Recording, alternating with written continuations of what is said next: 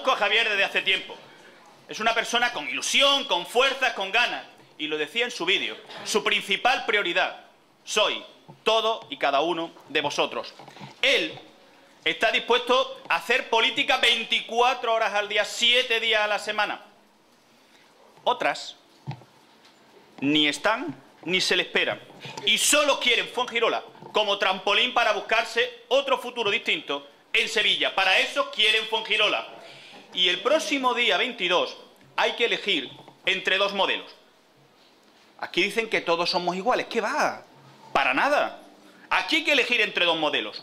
Un modelo que quiere Fuengirola, y lo demostramos con inversiones, porque mirad, un dato.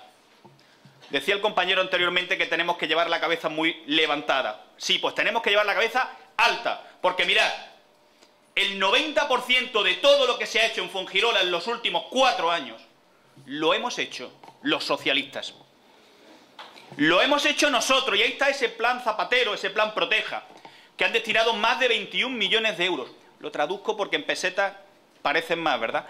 3.500 millones de las antiguas pesetas es lo que se ha destinado a Fuengirola. Por tanto, todas esas calles, todas esas plazas, todo eso que se ha hecho en Fuengirola, lo hemos hecho los socialistas. ¿Y qué ha puesto la alcaldesa? Ni un duro.